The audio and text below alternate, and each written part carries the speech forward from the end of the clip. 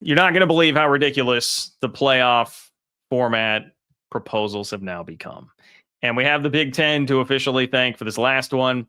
The Big Ten has turned into now the guy at the bar that has had way too many. He's been overserved, and you got to go cut him off, take his keys away, make sure he's not spilling anything on the rest of the bar, because we have jumped the shark, ladies and gentlemen.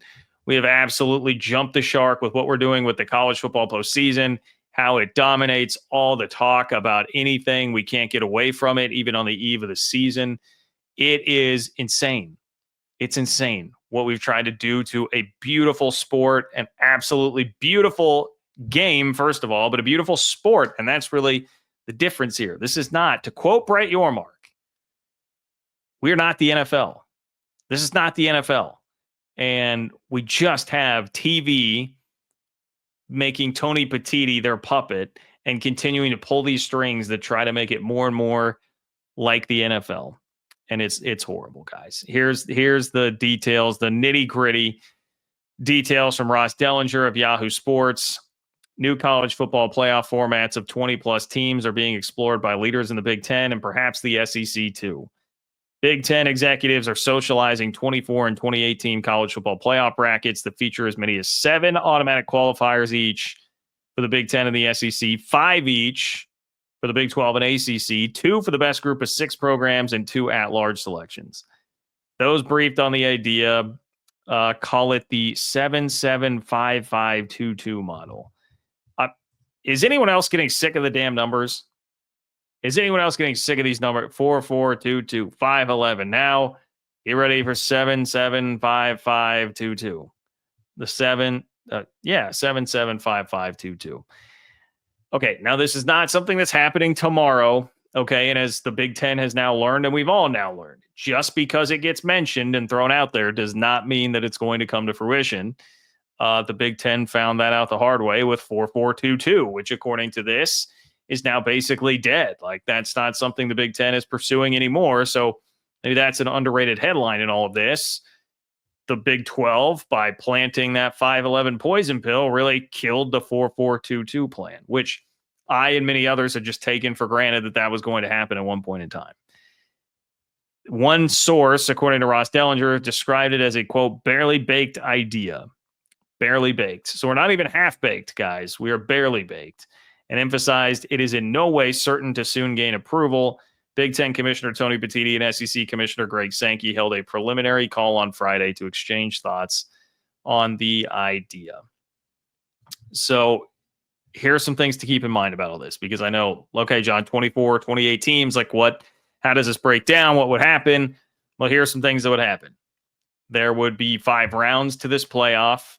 You could play the first 2 rounds on campus, which I saw the number was 20 games on campus then that it would create.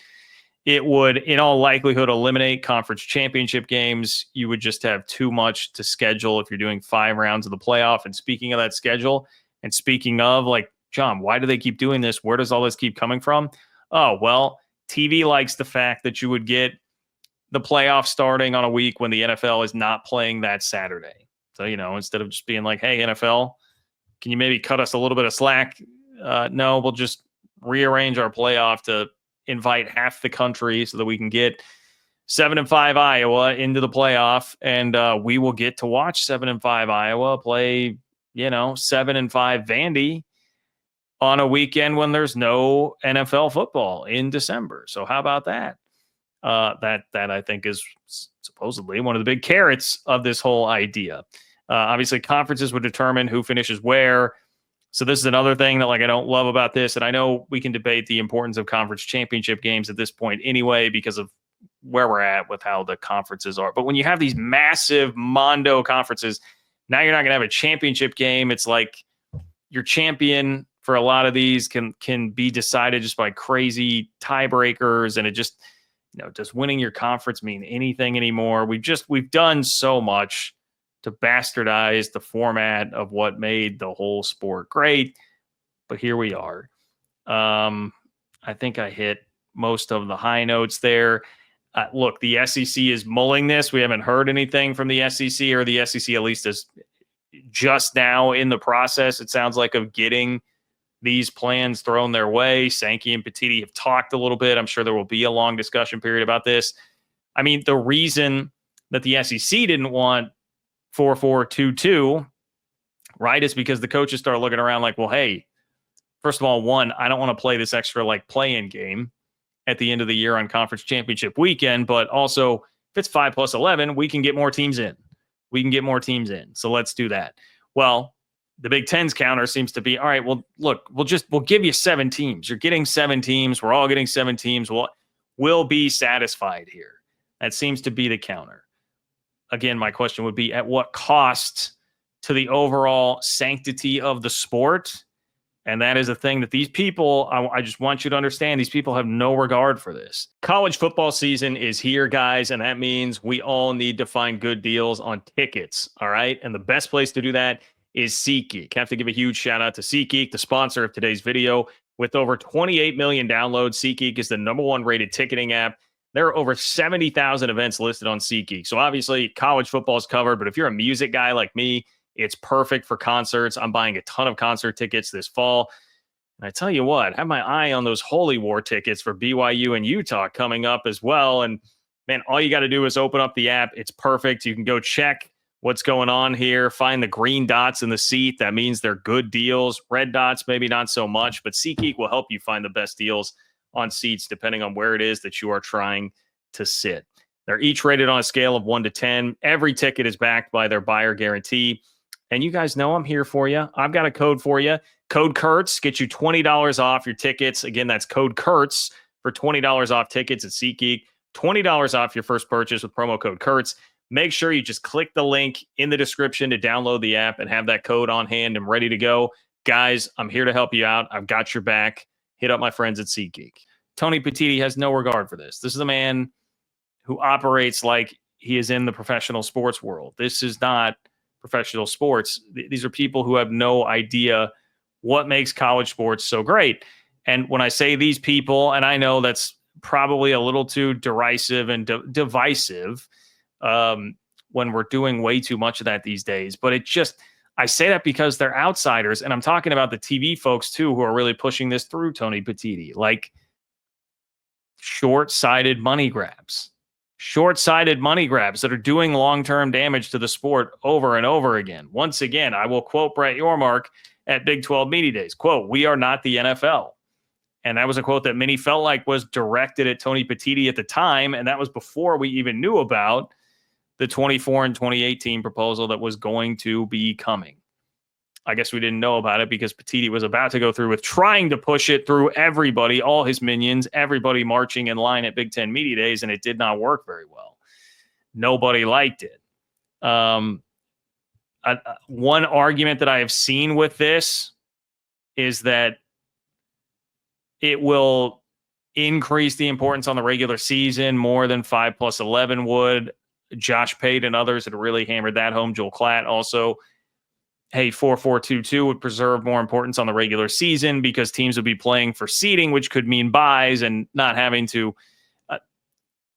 If you're doing this, yes, you would be playing late in the season for seeding. Where are you going to be in that 1 through 7? And if you're in the top 4, I think I failed to mention that the top 4 teams in this playoff format would get buys. So you'd be jockeying for buys. Again, NFL sort of idea here. It would be like battling for the 1 seed or whatever in the AFC or the NFC and trying to get a first round bye.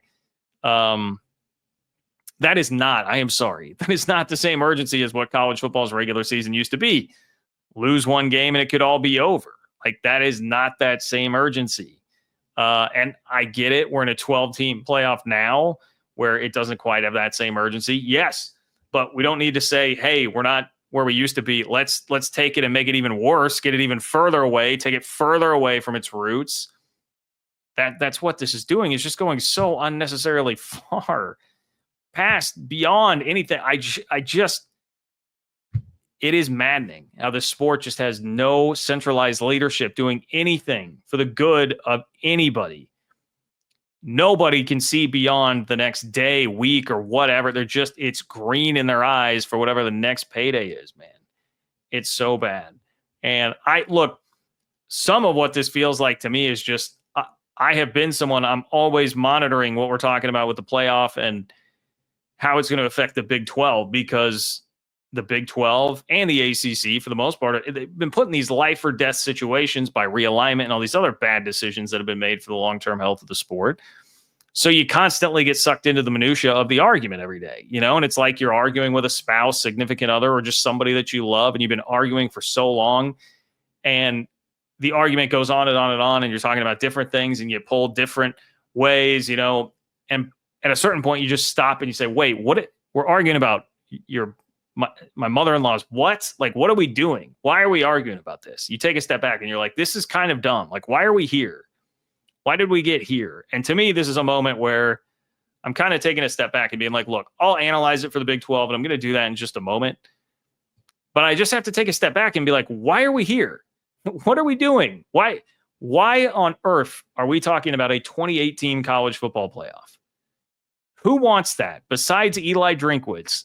Who wants that? I mean, I had to debate whether or not to do the Eli Drinkwitz segment last time, because I was like, this seems like so far-fetched and ridiculous, right? And he was saying 30 teams. I was like, this is so far-fetched and ridiculous. I don't know if it's worth actually covering and actually granting the time of day. Well, I guess it's a good thing I did it, because literally the next time I go live, we're talking about a 2018 playoff that's being pitched by a guy that controls one of the two most powerful entities in the sport. Like, arguably the second most powerful man in this sport, which, I mean, I'm sorry. Maybe he's a nice guy, but it's a travesty that Tony Petitti is potentially the second most powerful guy in this sport right now. Going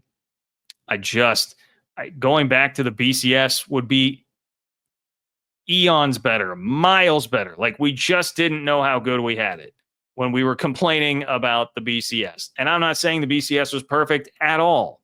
Not at all. I've got beef with the BCS from 1998 and what happened to K-State, okay?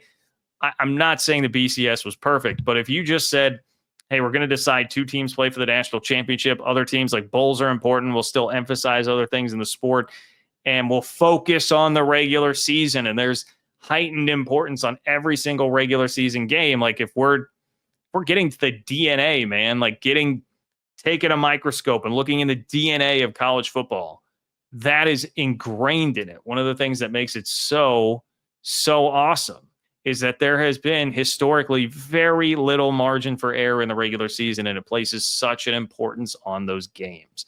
And we're just moving further and further, like broadening this thing out. It's like, I feel like we're going to get to a point where it's like, hey, you know what we should do? We should just have this thing that includes everybody, and playing games on campus is great. Like, that's the whole big takeaway from this playoff. Wow, playing games on campus is great. Yeah, imagine that.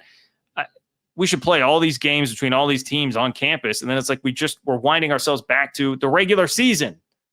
The regular season, man. That's what it is. That's what drives the sport. That's what's always driven the sport. I really like, there were two tweets I saw that I thought were really good on this. So I'm going to pull those up. One of those, courtesy of Stats of War. Excellent work from Parker Fleming. You should definitely be following him if you are not. Share my screen with you on that. There is no amount of playoff teams. No number of playoff teams will fill the hole in your heart.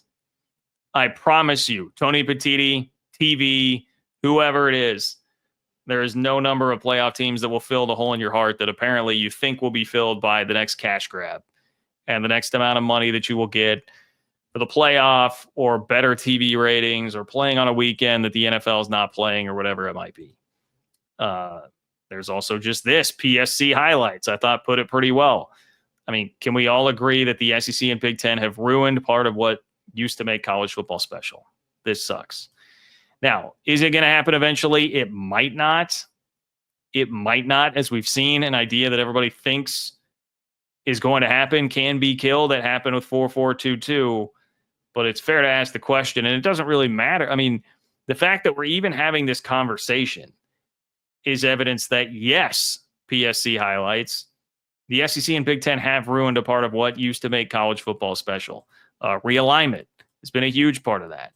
We've gotten ourselves into this just twisted pretzel of like, look, I mean, obviously I still enjoy the sport. My general philosophy on this has always been, I may not be happy about the way it is, but I can't change that reality. There's nothing I can do sitting where I'm at right now. Nobody is making me commissioner. So I'm going to just adapt and try and enjoy it the most that I can and deal with what the reality is. But that doesn't mean I can't point out how ridiculous all of this is, because make no mistake, it is absolutely ridiculous that this is a suggestion, that this is where we're at, that this is something being considered. Like, just stick with the 12-team playoff, man. What? We don't need to do this. You don't have to do this. That's another thing I've seen a lot. Like, I think people who are not as ingrained in the day-to-day minutia of all this, I've seen a lot of like, well, wait, we just got to 12. Why are we? I mean, frankly, that's a great question. I mean, the reason we're not just sticking to 12 is because TV, dollar signs. Okay. Now I will steal a quote from Mark Mangino, but tweak it a little bit. TV and dollar signs. TV and dollar signs. Or if you want to do TP for Tony Petiti and dollar signs, TP, TV, and dollar signs. That's why we're here. That is why, because the Big Ten has the biggest conference of anybody, and so they need more teams. They want more.